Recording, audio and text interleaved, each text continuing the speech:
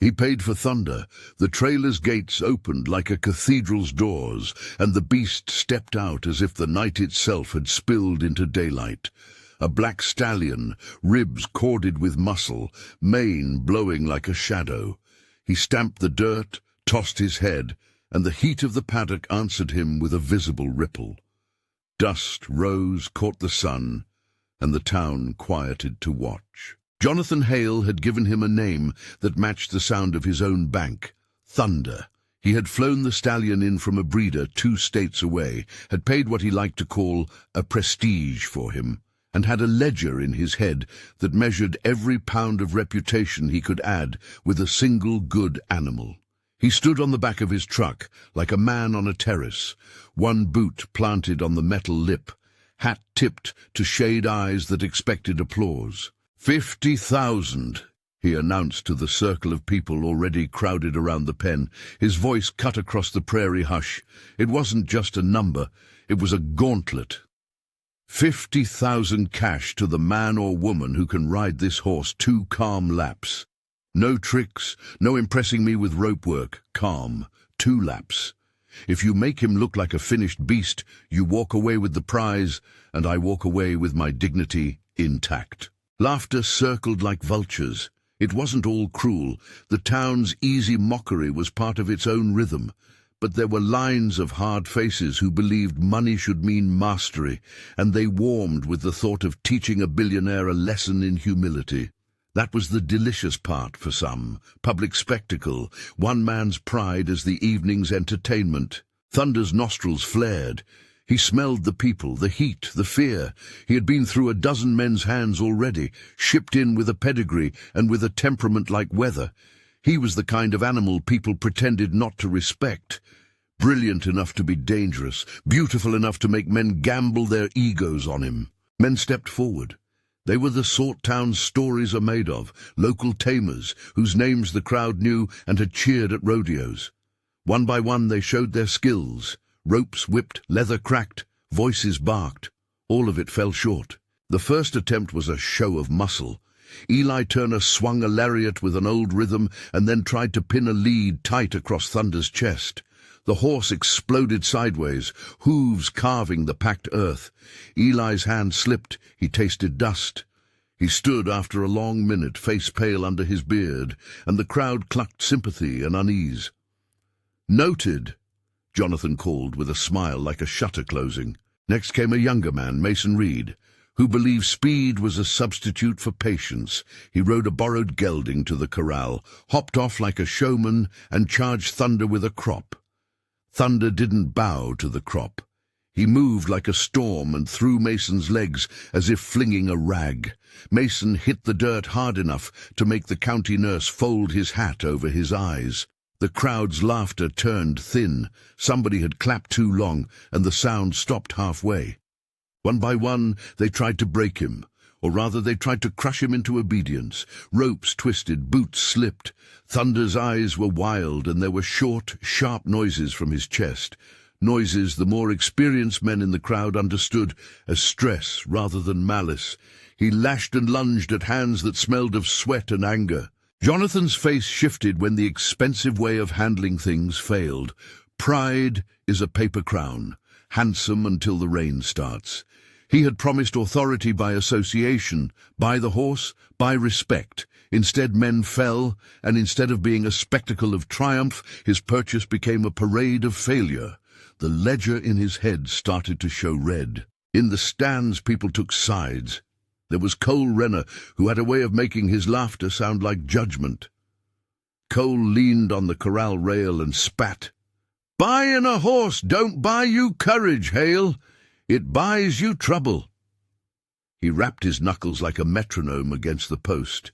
He'd been the sort of man to grow a reputation out of other people's missteps, and he enjoyed the taste of it tonight.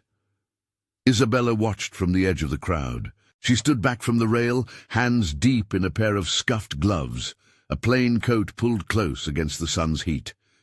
She wore an expensive scarf once, silk, folded twice under her collar, but she had traded its show for practicality, tucking it under the lapel as if it were a secret. The truth of her position lived in those small choices. She had access to money, to luxuries that whispered her husband's or father's name in the menus of fine things. But she moved like someone who had spent mornings with mud under her nails. She was the opposite of theatrical. She was Jonathan Hale's adopted daughter. The town knew the headline version, a young woman from his house who liked simple clothes and better company at a stable than at a charity ball, and they liked to stitch their own stories around that. What they did not know and never asked about were the months before the adoption, those years she kept folded up in itself, a quiet thing, indefinido and unoffered. The adoption badge was both a shield and a chain. It opened doors and it closed conversations. That was how she walked into the heat tonight, known enough to be noticed, quiet enough for people to misread what they saw. She kept her face small in the brightness. Her breath was slow, like a man riding a long journey, measured and under control. She had spent childhood hours with animals. She had hands that remembered the weight of a foal's neck and the particular economies of touch that could calm a shaking flank. Those were not lessons taught in drawing rooms. They were learned by leaning through fences in the waggle of dusk, by humming soft tunes and letting an animal feel the rhythm of another creature's breath. She had learned to be still and to wait for permission. The memory came in thin vignettes. A mare with a past who would not let anyone near her flanks until a small hand offered a chunk of sweet bread on a summer porch. A colt with a fever who closed his eyes when Isabella sat beside him and let her fingers move along his ribs like a gentle tide. Not miracles, simple acts noticed by an animal used to humans who wanted to conquer rather than converse. Isabella wasn't brave the way men shouted bravery. She was steady. She watched thunder with a kind of attention that softened her jaw and brought color to the circles under her eyes. There is a particular kind of listening that does not ask for words. She listened to the animal the way a doctor reads a pulse. "Don't," her father had told her that morning, meaning both the billionaire who raised her and the town that raised its opinions. He said it like someone setting a china cup on a table, careful, resigned, small regret coiled in his voice. He had been to a dozen auctions and sat in more rooms of power than anyone bought a horse for sport. When he warned her, it came with private history, the ache of a man who had paid for things to fill an emptiness that did not leave with purchases. He did not forbid her. He only gave the word wait, and wait does things to decisions. She heard the jeers. Men spat opinions into the heat as if that could tether the night to their will.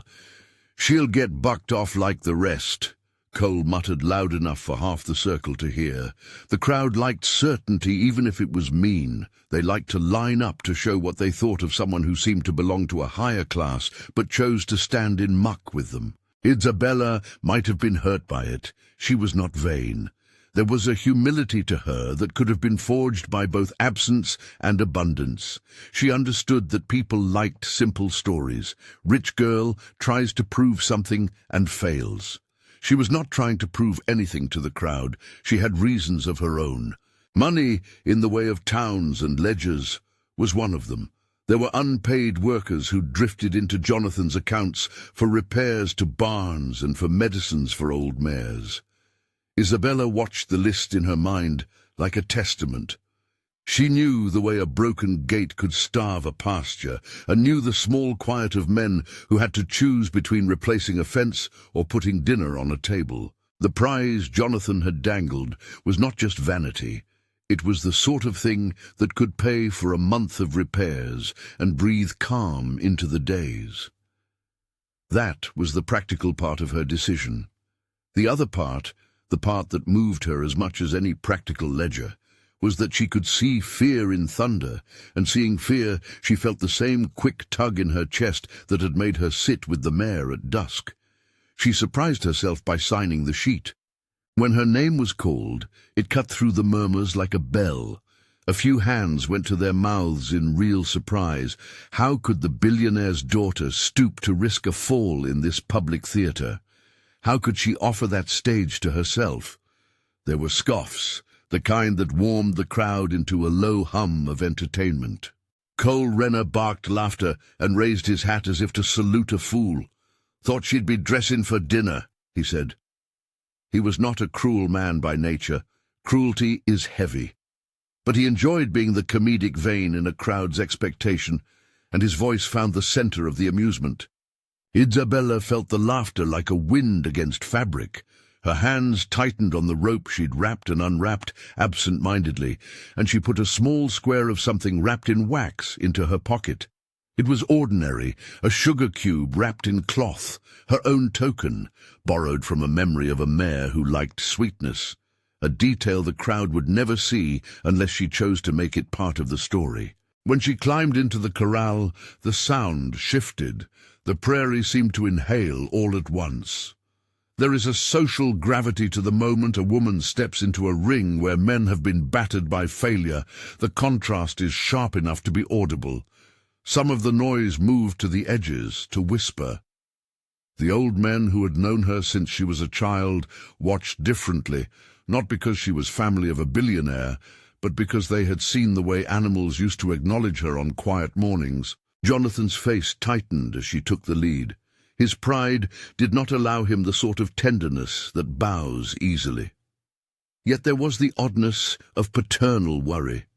A man who had built a life on transactions could not fully detach from someone he had brought in like a gift. He had given her a life that spared her some of the hard edges of the town's work, but not the town's judgment. Now he stood on the truck's metal, watching the money he had promised weigh like something that might crush or might redeem.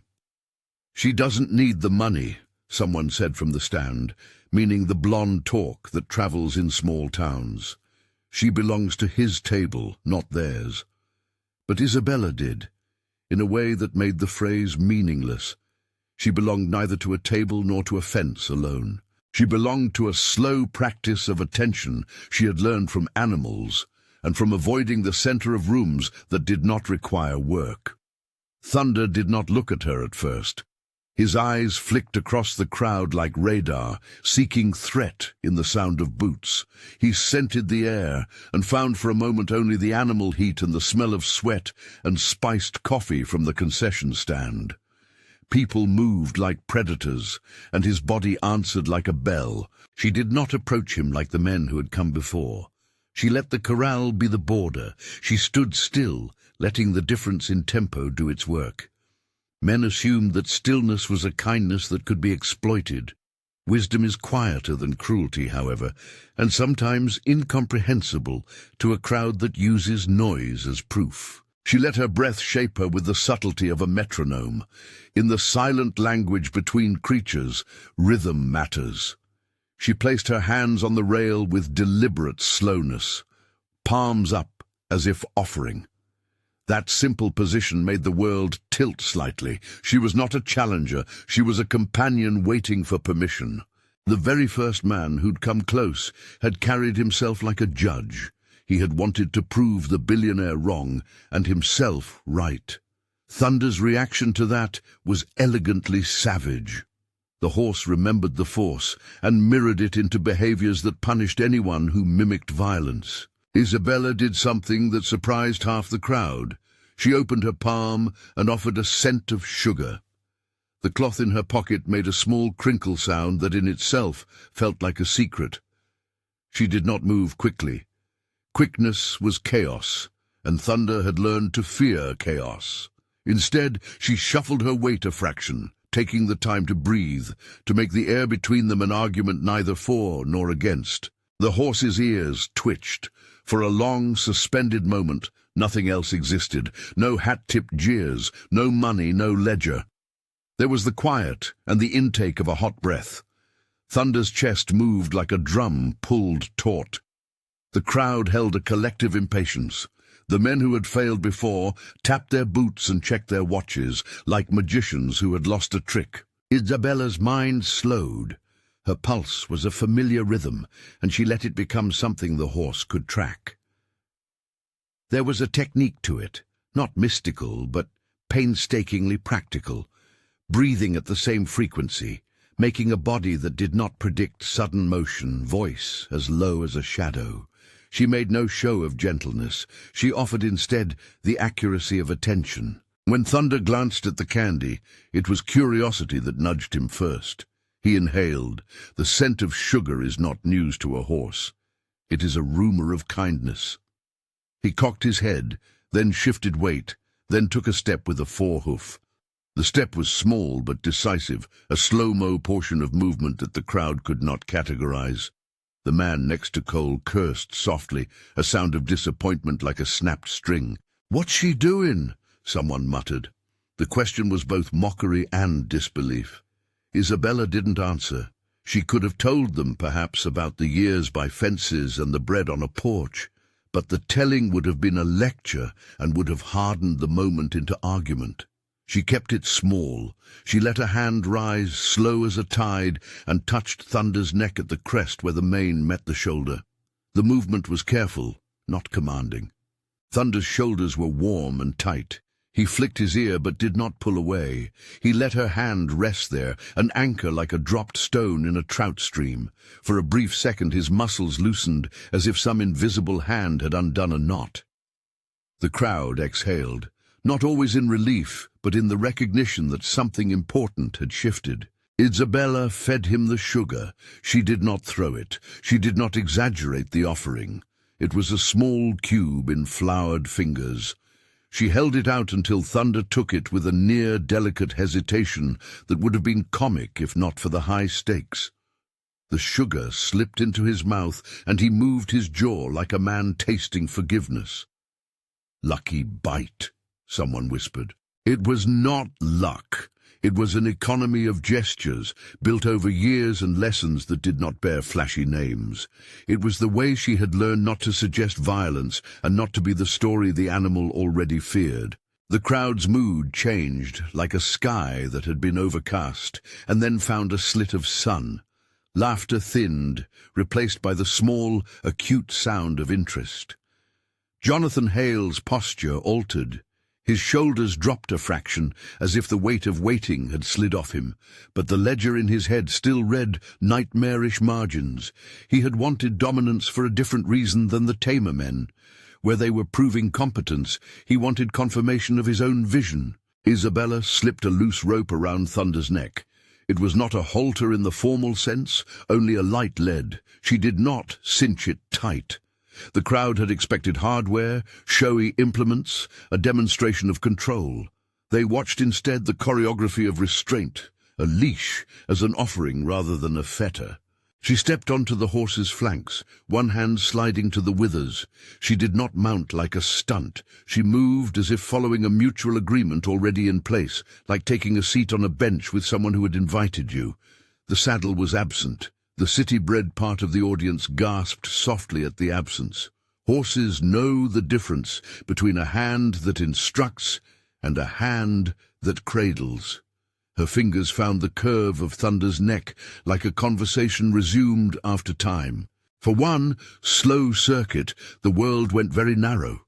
It was the horse's heartbeat under her palm, the creak of leather far behind the corral where the men had left their tools, the distant hum of tires at the far field. Thunder moved, then stopped, then moved in a small, precise step. Isabella's legs lay flat against his sides, not in bracing but in suggestion. He obeyed, not forced, but chosen. She completed 2 laps. The second lap was not the same as the first. It had a different steadiness, as if Thunder had decided to test the idea of trust and concluded it would not lead to harm. The crowd made a sound that started at the back and rolled forward like a tide. It was applause, yes, but also an intake of shared surprise. There were eyes wet in the cheap seats and jaws slack in the spaces where men had been laughing moments before. Cole Renner shut his mouth as if caught halfway through a joke. Jonathan Hale's hat was in his hand now. The gesture was so small, it was almost private. He climbed down from the truck, boots hitting the metal with a sound she knew was the beginning of something like apology. The tape on the prize table fluttered in a dry breeze. $50,000. The money was there, and it mattered. Jonathan walked to the edge of the ring. He did not stride. His gait had the unsteady quality of a man who had practiced triumph and found something like tenderness in its place. "You did what I said," he told her, voice thinner than before. The sentence was both acknowledgement and a question. Isabella slipped her hand from Thunder's mane and met his father's eyes. Not the biological father she had known, but the man who had given her a name that appeared on stock certificates and art hanging in galleries. "I did," she said simply. 2 calm laps. People laughed, then stopped laughing, then laughed with the sound of release. The audience had been craving a story with an ending they could parcel neatly. The billionaire humiliated, the small-town hero triumphant. What they got instead was a quiet undoing, a correction that took the form of a woman treating an animal with patience and the pride of a wealthy man softening. It was messier and truer than the tidy vengeances they'd come to watch. Jonathan's face softened as he looked at her. It was not mere shame. It was recognition that money had bought him many things, but not the skill to coax fear into trust. He rested his hand on the rail near Isabella's shoulder, as if testing the solidity of the moment. His fingers were not clumsy. They were careful. He knew what it meant to make an offer and get a change. "Take the prize," he said, words stripped of the performative edge. He gestured toward the table where the envelope waited like a mute witness. He had paid the town for spectacle, and now paid its quiet maintenance as well. Isabella looked at the envelope, then at Thunder, whose breath warmed her wrist like a new sunrise. Her reasons for riding had not been simple. The money would fix a barn post and pay for medicine, and perhaps settle some small debt in the ledger that lived under her sleep. But the deeper reason, the one that fed her single gestures, had been compassion. She had not come to prove anything to Jonathan. She had come because an animal had told her he was tired and she could help. She accepted the prize with the same economy she used for everything. A nod, a small folded hand. The spectators who had bet their breath on humiliation found themselves in a wobble between craving spectacle and wanting to understand the human who stood there unclipped from both wealth and show. In the press of people leaving, someone shoved toward the exit and muttered about men who'd look foolish. Others walked slowly, as if reluctant to leave the feeling that had settled in the evening, the sense that a small act of care could teach a larger lesson. Isabella led Thunder out of the corral with the lightness of someone who had completed a promise to herself more than anyone else. The night folded around them, stars settling like punctuation in a long sentence. The barn's lights were far off, a soft constellation, and the path there smelled of hay and the kind of oil used on tack. A few townsfolk trailed to ask questions, to measure the moment against their own stories. An old woman whose hands were knotted by years reached out and touched Isabella's sleeve, whispering thanks she hadn't had to say aloud. Isabella smiled, an uncomplicated thing. Gratitude in the town was not only for big prizes, it was for proof that someone had noticed how vulnerable a living creature could be. Jonathan lingered near the trailer, his silhouette against the truck, a picture of a man who had learned something he had not expected to buy. He had spent his life accumulating influence and taking pride in the shape of his days. Tonight, he had been humbled not by bankruptcy nor by scandal, but by a demonstration of skill he neither possessed nor knew how to measure. His apology took the edge of the evening like a hand smoothing a wrinkle. "You handled him better than I believed," he said, voice low. It wasn't a grand admission or a confession that changed his past. It was a shift, small and human. It was the beginning of the redo that would have consequences the town would carry like a memory. Isabella shook her head lightly. "He wasn't asking for force," she said. "He was asking for us to stop doing to him what scared him most." There was a pause, where the world could have shifted one of two ways. It could have tipped into triumphalism, the kind that feeds gossip for months, or it could have settled into an alteration of behavior. The latter was harder and less dramatic.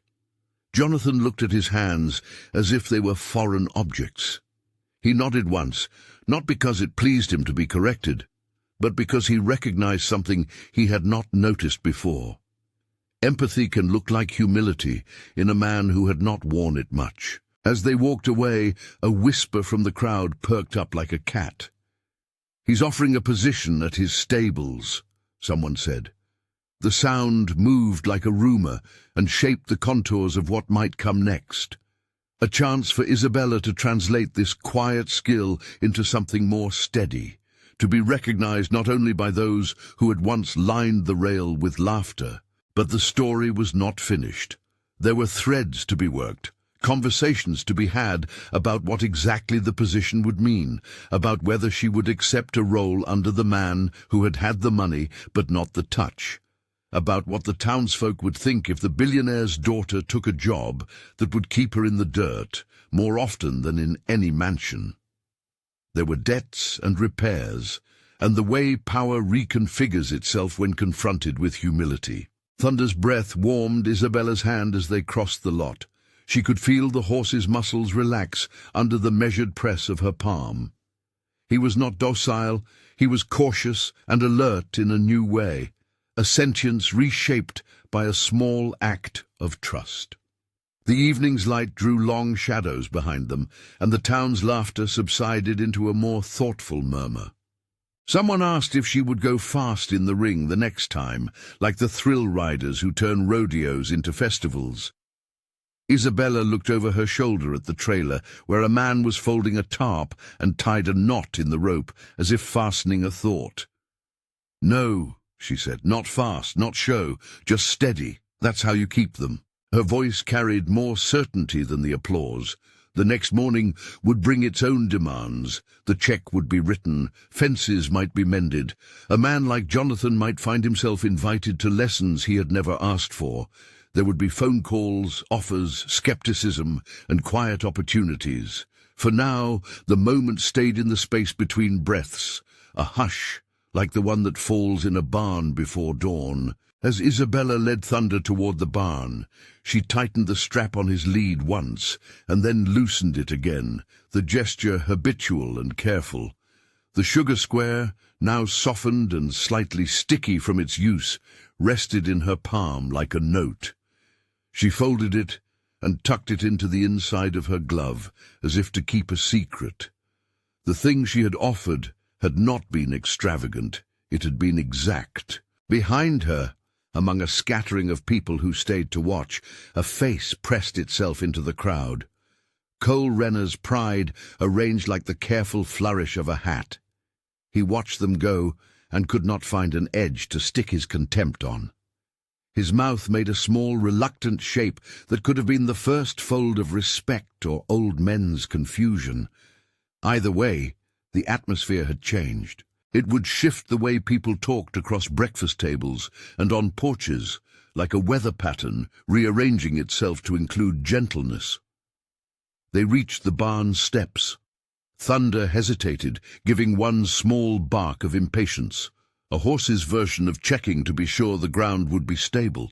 Isabella's thumb ran along his jaw, soft, and he backed in like a man returning home. Someone in the crowd started clapping again, quieter this time, not for spectacle but for the acknowledgement that something real had happened. She lifted her face toward the patch of sky that remained over the field, stars already freckling the fall darkness. For a brief moment she let the wind wash across her cheeks and thought of the mornings that had taught her to be patient, of the small incomes and the long lists of repairs, of the balancing of ledgers in both paper and heart. There was work to be done.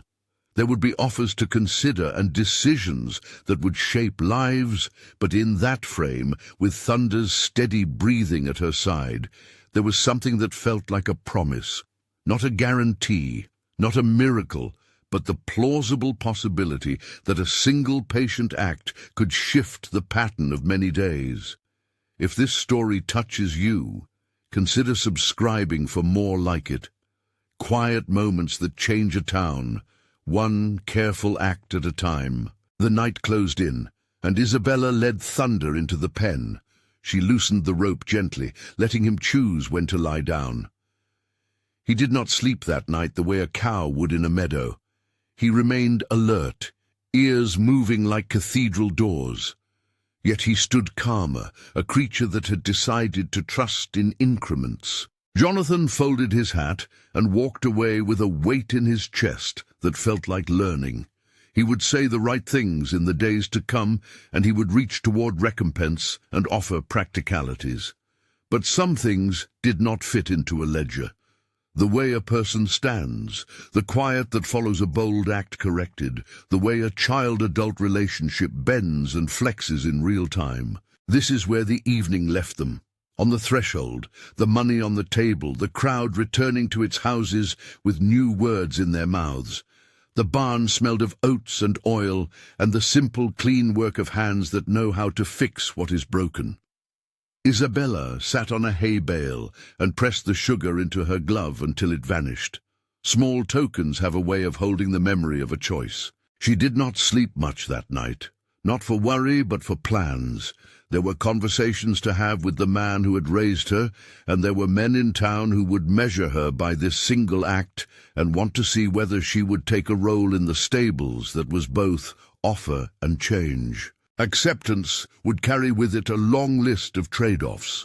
The gossip of those who thought her dignity was bound to a mansion, the practicalities of a paycheck that would spill into the town's repairs, and the subtle transformation of a billionaire who had learned to measure his pride against someone else's steadiness. Outside, thunder shifted and exhaled. Inside, the barn's rafters held the echo of the day, hoofbeats, laughter, the scrape of a rope on a post. Isabella took a breath and stood. She was tired in the soft way of someone who had done hard work without headline-making theatrics.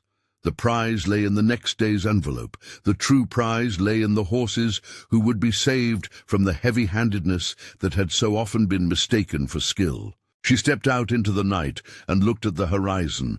From here you could see the lights of the town, like a scattering of coins, separate and ordered in their small lamplight.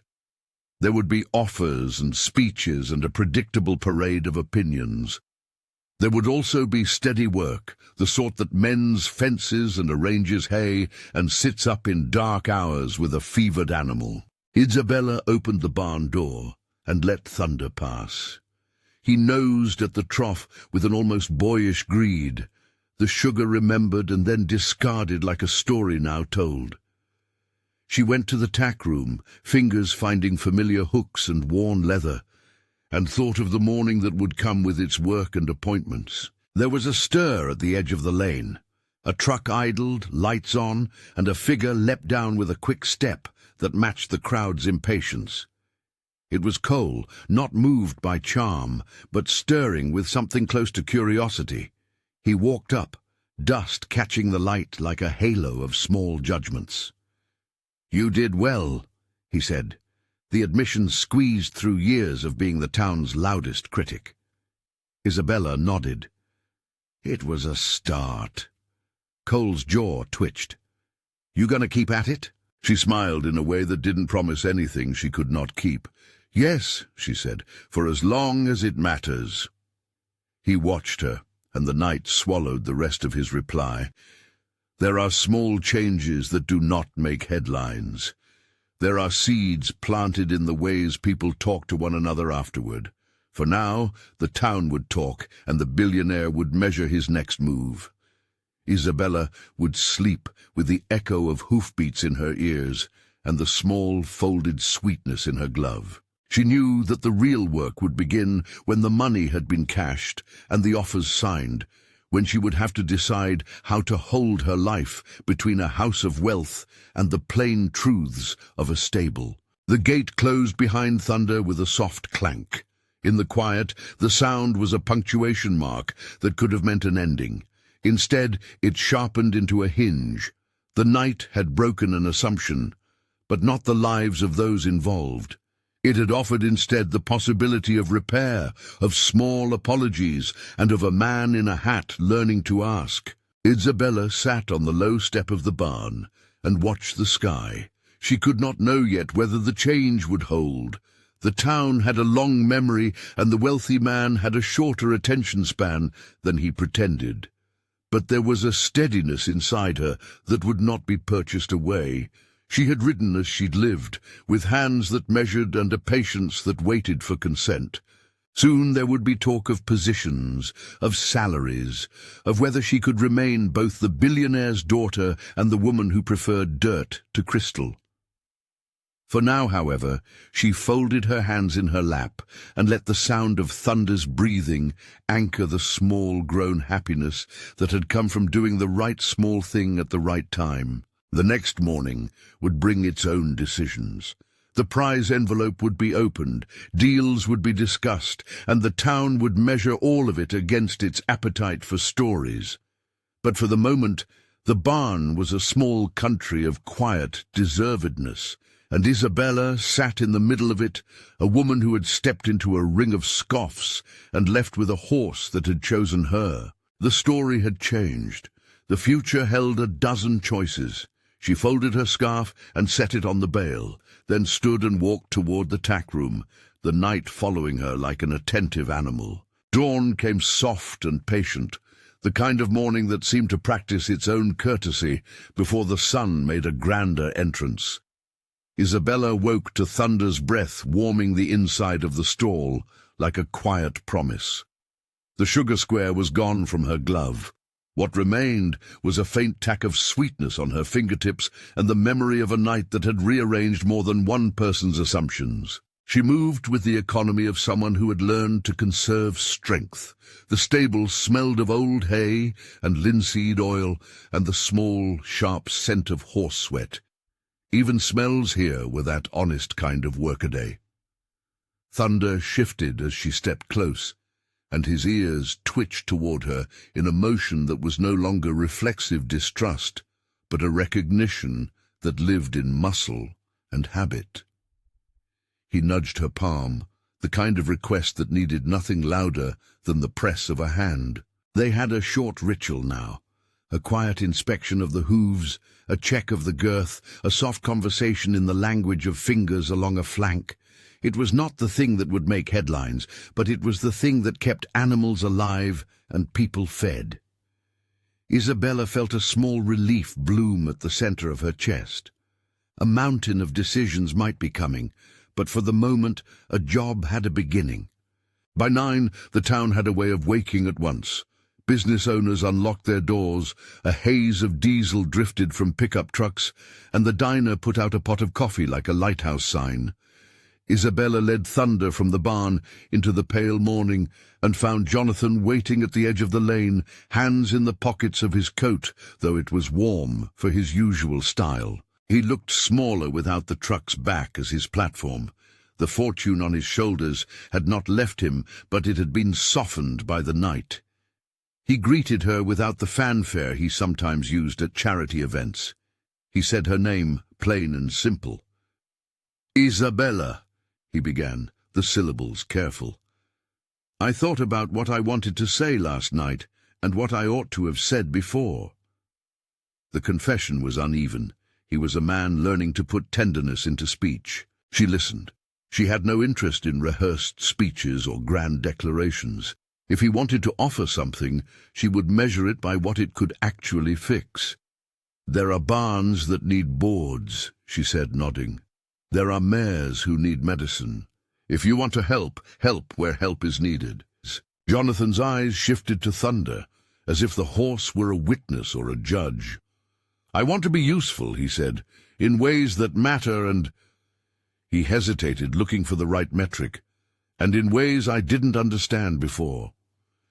He produced an envelope from his coat and slid it to a nearby stump. The envelope was not the whole of the answer. It was a gesture. The night had taught him that gestures mattered only if followed by more. Before they spoke of rolls and money, Isabella led Thunder to a small clearing where the harness and tools lay neatly. She worked with a kind of calm efficiency, running her hands across leather and metal, while Jonathan watched like a man peering into a new kind of ledger, one that kept records not of profit but of consequence. He watched Thunder breathe and felt the humbling thud of a living thing that had no place in his spreadsheets. $50,000, he said finally, not as a gauntlet but as a fact. Envelopes there, for repairs and medicine, for the town stables, for any of the things you think will do good." Isabella did not take the money immediately. She felt the weight of it as if it were something that could change balance faster than acts. Instead, she asked questions that kept the answer practical. "And the position you mentioned?" she asked. "What did you mean by that?" Jonathan's hands tightened on his hat. He had rehearsed some phrases in the night, but they felt foreign when spoken aloud. "I want you to run the stables," he said. "Officially. I'll fund it. Hire who you need. Pay them what's fair. Modernize where it helps.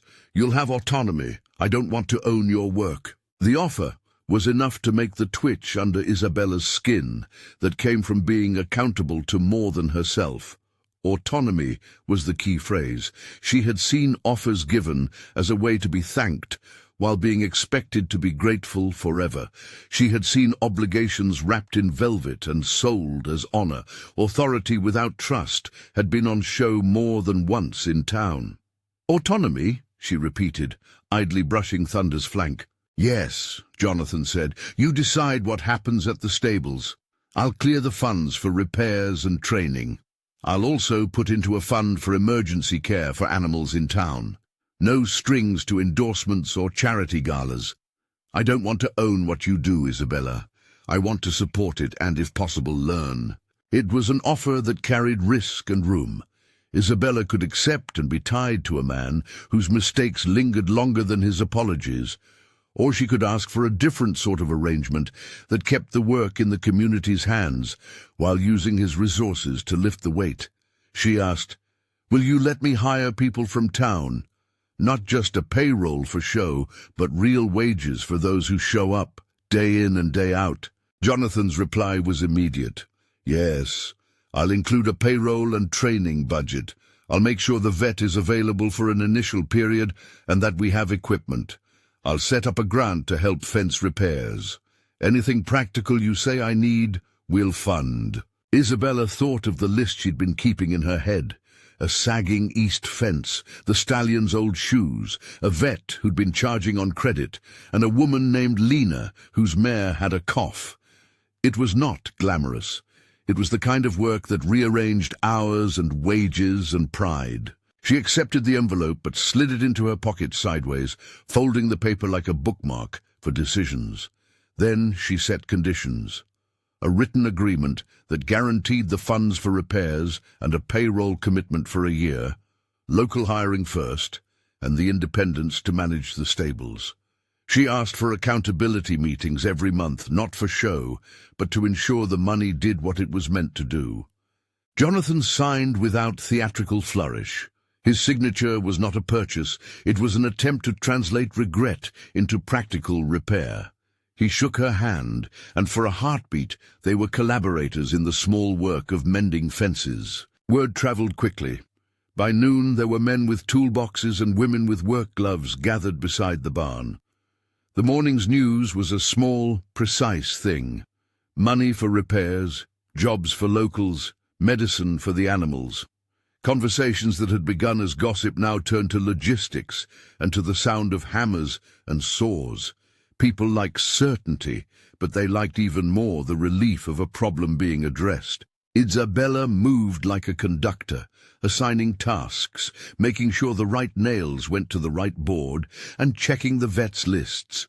She hired a pair of men who had been out of steady work, Ramon, who knew how to set a post true, and Eliza, whose hands were small but sure when it came to sewing leather and mending girths. She brought in Lena to help with feed and to run the ledger. She sent a note to the high school offering apprentice days for those who wanted to learn horse care. Every choice held the promise of a change that could outlive one envelope. Jonathan was present, but not intrusive. He took directions like a man who had once mistaken authority for knowledge. There were times he wanted to show he understood, to announce a donation or to organize a gala, and Isabella steered him back to practice. "Give money," she told him, "and then step aside. Let the work be turned by those who actually did it." He accepted that with a humility the town had not expected to see. A week later, he was found on a ladder helping to replace a broom closet door, his gestures cramped and careful. It was a small thing, but people watched him and discovered that power could be used to change small errands into lessons. Children who had once peered at him across a diner counter now argued with one another about whether he was actually whistling as he nailed a board. The narrative shifted in the slow ways that tell the real story. Fences mended, a new medicine chest, a steady paycheck for the folks who ran the place. Ramon and Eliza took direction from Isabella and grew into pride that did not need performance. They worked for understanding and for wages, and they came out of their days tired in the healthy way of people who had done honest labor. Isabella taught classes, informal, practical, on handling spooked horses, on the economies of steady pressure and release, on how a palm might be a language that doesn't shout. She did not stand at podiums with leather-bound manuals. She leaned over troughs and adjusted bridles with a tenderness that was precise, not sentimental. People listened because it worked. A colt that had been kicking at night settled after they changed the feeding routine. A mare that had been flinching at blanket straps stopped when they learned to speak to her like a companion. The community changed, not in shouty applause, but in the quieter work of altered approaches. Cole Renner came early to one of the classes, hat in hand, and stayed late with a stack of old ropes to be retied. He was not a convert in any rhapsodic sense, but he became someone who could say, without sarcasm, "That method has teeth." He wasn't praising in a loud way. That would have been too much for him. He was, instead, tipping the edge of his contempt toward respect and leaning in to understand. Not all transformations were immediate. Some were work a day, like getting a vet clinic to lower fees for low-income owners. Isabella negotiated with a stubborn veterinarian who had been skeptical of the billionaire's motives. She brought Thunder along to show both the vet and the town that trust could be taught and that animals responded to quiet consistency. The vet, who had watched many men try to exert dominance and fail, found himself watching a different kind of victory. He wrote a grant application to the county after seeing what a little infrastructure could mean. Jonathan, for his part, learned that apology could be an ongoing practice. He attended monthly meetings, not to announce, but to listen.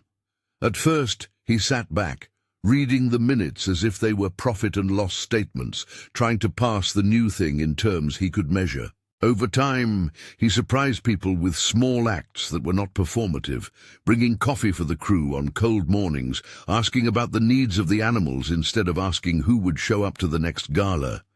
He took instruction as if every piece of guidance were a small education he had missed. The barbed wire around his ease of remorse softened into actual attention. One afternoon, he walked quietly into the stall with a small leather-bound book. It was not money or prestige to hand out now. It was something he had signed up for privately, a series of apprenticeships for kids who wanted to work in the stables. He asked Isabella if she would help him figure out who should be invited. When she said yes, he smiled in a way that was not entirely the man who bought applause, but someone who had been humbled into participation. There were resistances. Renato, a man who'd made a living on loudness and on other people's moments of failure, watched the tide shifting and wondered if he could find an opening. He tried once to rattle Thunder with a stunt meant to show that the old ways still held sway. He brought a borrowed pony and did a series of flashy moves, expecting jeers to return like routine applause. Thunder watched and did not respond. Renato's show fizzled. The crowd's appetite for spectacle had contracted in the face of demonstrated care. People still liked a good trick, but they had learned that tricks were not the same as skill. Renato's anger took quieter forms. Placements in the county fair, whispers at the diner. He was not vanquished. He adapted. Some things held, like gossip and the human tendency to reduce complexity to rumors. But the tide of practical repair and a new standard at the stables slowly edged him into the background. In time, even Renato found a grudging way to ask for instruction, because the reason people came to him originally had been skill, not noise.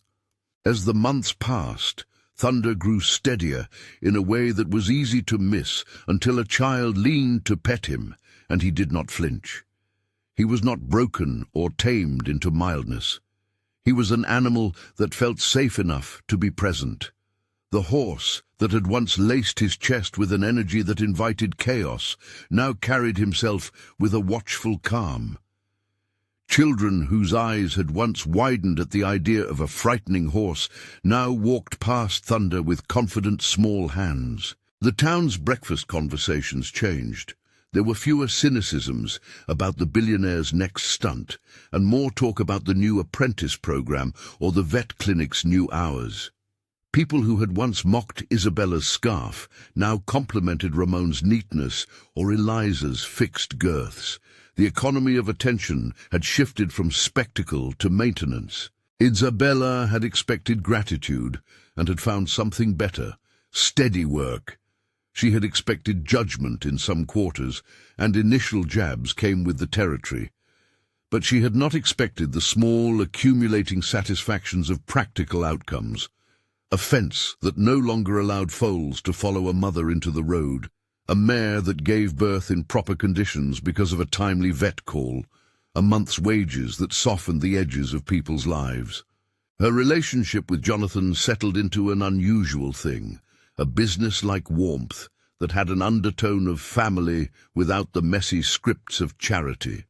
He called her sometimes to ask about details he did not understand. She corrected him on tack terminology without drama. He learned to ask sincere questions without trying to buy the answers. Once, while they were replacing a broken post, he caught his hand on a nail and cursed with a shortness that sounded like surprise at his own clumsiness. Isabella handed him a bandage and, without sentimentality, said, "You'll do better if you listen before you strike." He did listen.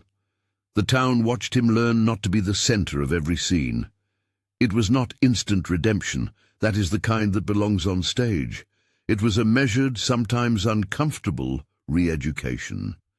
He moved from taking up space to sharing it, literally when he relinquished a corner office in his downtown building for a small administrative space for the stable's records. One day a reporter came through, sent by a regional paper that liked feel-good narratives without the sting of too much nuance. The reporter wanted a neat quote, something about the billionaire learning humility and the adopted daughter changing the town. Isabella declined to be a soundbite. "It's a lot of small choices," she said to the reporter, "not a story that fits in a headline. It's about doing right things for the animals and for the people who depend on them." Her answer was not the kind of line that went viral, but it did something else. It kept the people's expectations realistic. The article that followed was measured. It spoke of repairs, of apprenticeships, of a community's slow reorientation. It mentioned the $50,000, but not as the whole of the story. It mentioned Thunder, but not as the only miracle. It spoke of a man who had learned to let down his defenses and an adopted daughter who had not traded her skills for silk. At the county fair the following year, there was a small competition for animal handling. It was not the sort of spectacle where men tried to break things for sport. It was a demonstration of knowledge, of steady approach, of humane techniques. Isabella presided as a judge, not because she wanted the spotlight, but because the community had asked for someone to help shape standards. There were ribbons and practical prizes, new halters, bales of feed. The event was a modest success. People learned animals were better cared for. Jonathan stood at the edge of the ring and watched with a tenderness that had an odd mixture of pride and humility. He did not strike the dramatic pose of the man who had once relied on purchase to define him. He watched like someone who was learning to be present without owning someone else's story. After the last ribbon was awarded, he approached Isabella and offered something else, a scholarship fund for young people who wanted to study veterinary care. He would endow it, she could guide it, and the community would benefit for years. She accepted, but with a stipulation. The scholarship would be administered by a committee that included local farmers and one of the town council members, a small act of shared governance that prevented it from being a vanity donation. Jonathan agreed easily. He had learned enough to understand that trust only deepened when decisions were shared. There were quiet human moments that did the most work. One afternoon, as winter rasped at the window panes, Jonathan walked into the stable carrying a thermos of coffee and a small box of pastries, the sort of thing people bring when they come to understand what it is to be useful. He looked uncomfortable with the familiarity until a child with flour on her cheek approached and offered him half a pastry without a question. The child's trust, not his purchase, made him smile in a way that was not posed. Sometimes he misstepped. He would show up in expensive boots where a man with scuffed ones was more appropriate. He overpaid for a hay delivery once and then insisted on learning how to stack it properly. Each mistake was an opportunity to be corrected without shame. Isabella tended to those moments with the sort of patience she gave to horses, firm where necessary, forgiving when helpful. Months became a season, and then the next. The stable's sign that had once read in tentative paint now hung bold and solid, the letters crisp. It read simply, Hale Stable, Community Equine Care. It was a small irony that Jonathan's name sat above the word community, but he accepted it because it was corrected from vanity into utility. The paint held, the letters weathered into a symbol that meant something practical. People said the town had a new air. When a woman came in with a foal, the vet was ready. When a fence gave, Ramon had tools and a new crew. The young apprentices who had once wanted to leave for city lights now paused, considering that perhaps a life tended and mended at home could be enough. There were marriages and debts paid, and quiet funerals for animals that had been loved until the end. None of it was dramatic in the way a headline demands, but each piece of life was steadier. Isabella himself, she kept the habits that had brought her here. She still put a sugar cube in the pocket of her glove for a nervous colt. She still walked Thunder early in the morning and let his breath warm her palm. She still refused to be cajoled into spectacle. If a camera came, she asked it to step back and to let work be work. People came to watch sometimes, but mostly they came to learn and to mend. One spring evening, a gathering took place by the barn, where the original corral had hosted its spectacle. The community had come not for show, but to celebrate a small milestone. A year since the project had begun. There was coffee and pie, and a sense of things held together. Jonathan stood to speak quietly. He did not attempt a grand apology. Instead, he told a short story about a man who thought money could buy everything, and then learned that it could only buy the chance to change. He thanked the town in a voice that was honest and slightly fractured by emotion. He stepped down and handed the mic to Isabella. She said little, not because she had nothing to say, but because she preferred action to speeches. She spoke about apprentices and fences and a vet who had taken payment plans when needed. She thanked people by name, because naming is a way of acknowledging a chain of small efforts. When the crowd applauded, it was not the noisy kind of triumph, but a recognition that weeks and months of ordinary work had been honored. As the event wound down, a young apprentice approached Isabella with a smudge of grease on his cheek and asked if he could continue apprenticing next summer. His voice was earnest. Isabella looked at him, then at Jonathan, then at the town, and nodded. There was a way to make commitments thread into future days. The final image of the whole arc returned, predictably and yet comfortably, to a morning at the barn. Isabella arrived with Thunder at her heels. The horse nickered, then leaned his head gently against her shoulder, an old guard shaken and now at rest. Jonathan came out, hat in his hand, and watched them together. He said her name like an ordinary word, and she replied in a tone that had the steady curve of someone who had worked hard for a little peace. "You did right," he told her, and the sentence was not a purchase, but a recognition.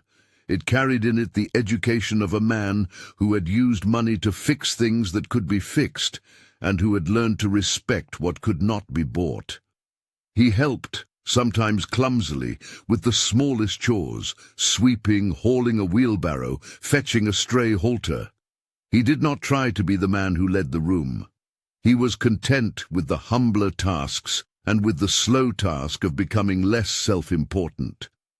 Isabella smiled at him with an ease that had not been there the night she first mounted Thunder.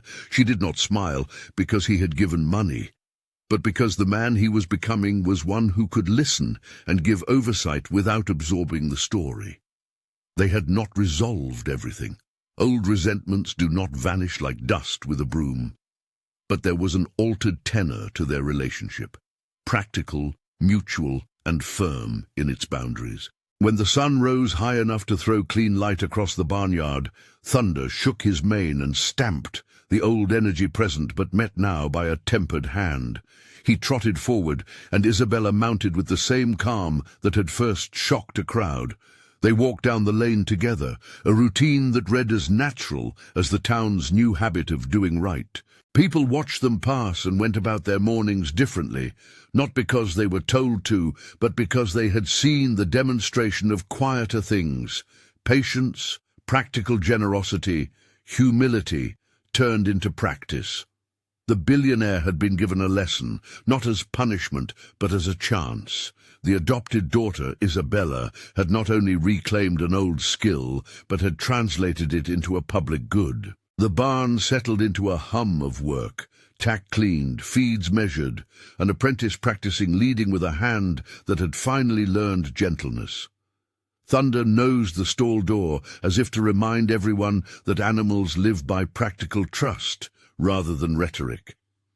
Isabella laughed, a short, bright sound, and pressed a sugar cube into a young foal's mouth as if to mark a life begun in better hands. A few months later, when the county fair came around again, an old man in the crowd, a man who'd once laughed loudest at the billionaire's expense, placed his hand on Isabella's shoulder and said, not unkindly, "You did good, kid." She smiled, and there was an ease between them that had not been expected. People who had once found humor in humiliation had learned to look for the work beneath the moment. The last time the town talked in loud terms about the original event, they did so with an edge of gratitude rather than mean appetite. They remembered the laughter not to gloat, but to catalogue what could be changed. The story had become a kind of local parable, not because it was sentimental or simple, but because it showed a chain of appropriate responses. An animal in distress met by someone who listened, a wealthy owner humbled by direct evidence, and a community that chose repair over revenge. Isabella kept the sugar cube ritual. She kept Thunder's halter worn soft where her palm passed over it. She kept the stables open for people who needed help and shut the door to those who sought spectacle. She leaned into a life that balanced an odd mix of expectations, being the billionaire's adopted daughter while living the daily life of the stable. She navigated both with a deliberate humility that often surprised people and routinely steadied them. At night, when she sat in the tack room with a lamp the shade of a late orange and went through the day's notes, she recorded what the town needed next. A better drainage system in the lower pasture, a second set of farrier tools, the contacts for a trainer who specialized in anxious animals. She wrote in a compact, practical hand. The ledger was her compass. She also kept a small scrap of paper where she'd written the first line of an apology she had once wanted to write to a man who had bought his way into the center of stories. It was not necessary now. They had made amends in work rather than in grand letters. Still, she kept the scrap as a reminder that language and action both have places in the economy of repair. And every morning, when thunder nicked and the light came in soft and certain, she would ride the small circle by the barn and feel the town breathe with her. The horse beneath her was not a conquered creature, but a companion who had chosen, day by day, to stand near. That choice, not forced or purchased, was the lesson that had rearranged everything. If this moved you, please like and share.